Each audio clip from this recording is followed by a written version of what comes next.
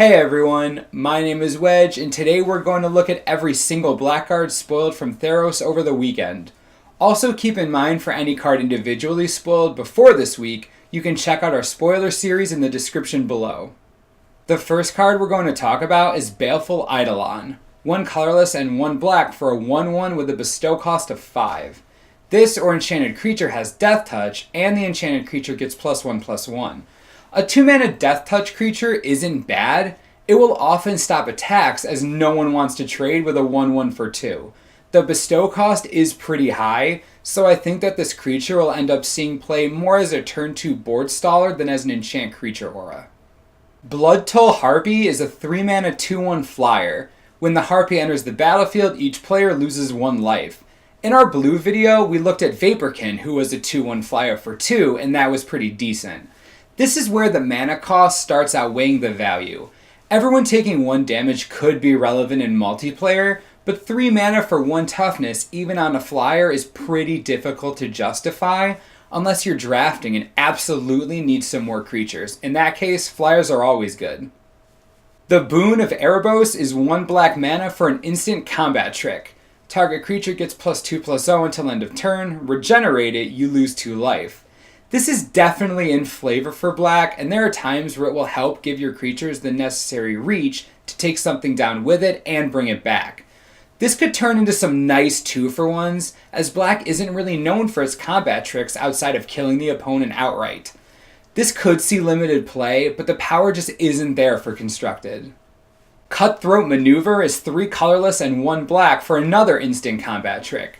Up to 2 target creatures each get +1/+1 and gain lifelink until end of turn. In an aggressive red-black deck, this can trigger heroic for days. While lifelink isn't particularly relevant unless it stays on the board, every point of life counts in limited. Maneuver being an instant is also helpful, so you can use this on your opponent's turn.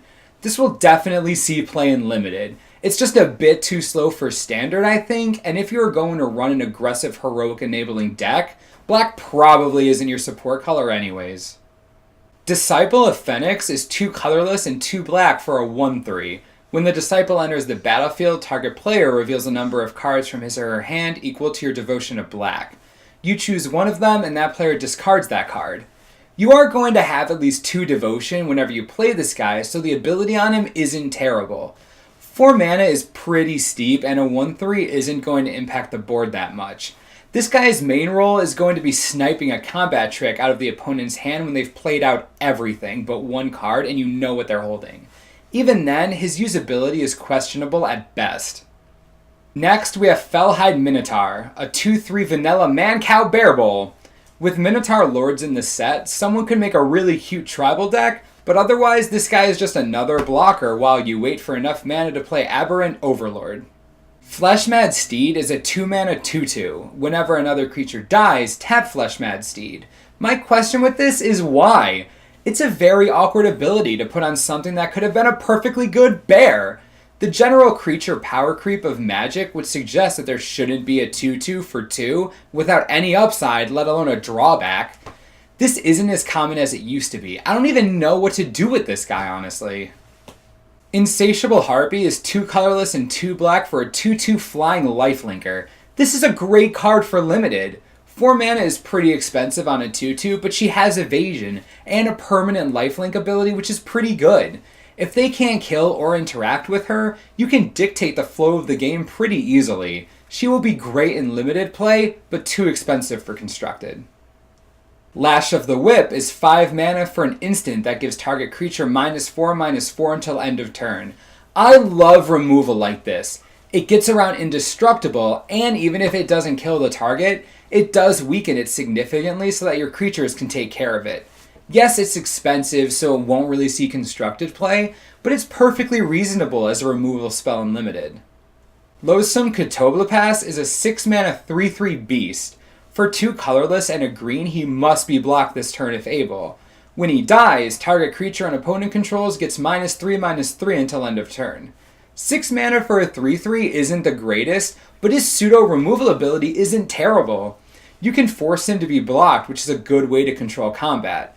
I guess I'd say while he is kind of expensive, he does impact the board state over the long term, bringing with him a built-in lure and a situational kill spell. I'd probably play one in a draft and see how it goes.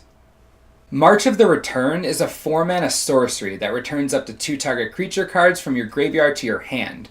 I just wish it wasn't sorcery speed, but we deal with what we have. The card isn't bad in and of itself. The pseudo card advantage is pretty decent if you have creatures with nice enter the battlefield effects or are just really strong.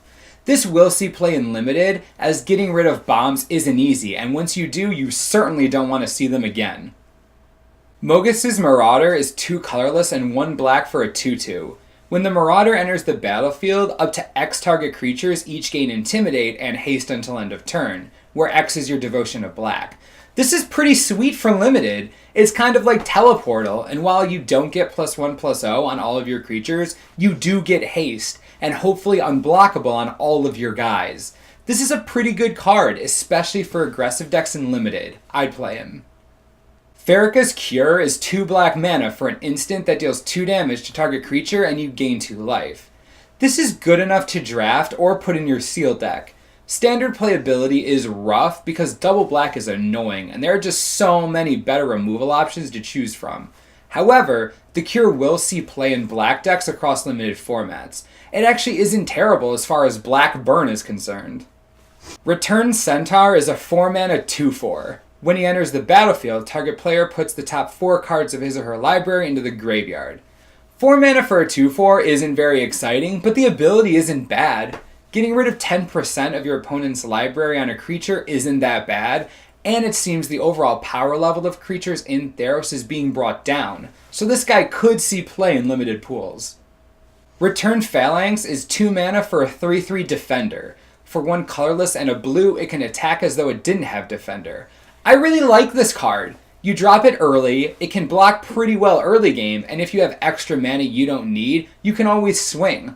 While it isn't Fleece Mane Lion, at common, this guy isn't all that bad. Even if you just leave the defender on him, he'll usually take someone down with him. Scourge Mark is 2 mana for an enchant creature aura. When it enters the battlefield, draw a card. Enchanted creature gets +1/+0. Card advantage is card advantage. You can trigger Heroic on anything you want and get an extra card out of it. Also, since Black's motto might as well be "Let's take everything down with us," the +1/+0 could add some needed reach for your creatures.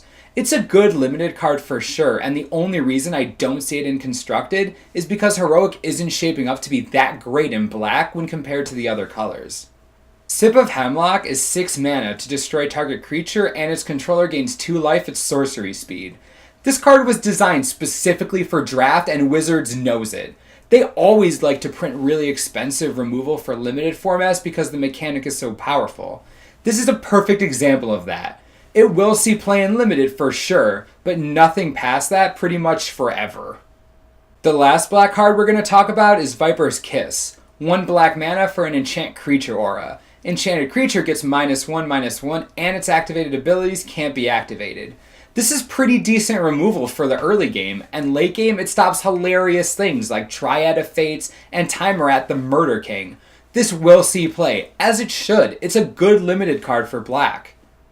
That's it for the rest of the black cards in Theros. I think the color shaped up to be centered around limited playability rather than constructed. It seems they took a different direction with black than some other colors. How do you guys feel about how black ended up in Theros? I'm curious to read what you have to say. As always, subscribe below for the latest and most reliable Theros information you could ever need. This is the Mana Source. I'm Wedge. Thanks for watching and we'll see you next time.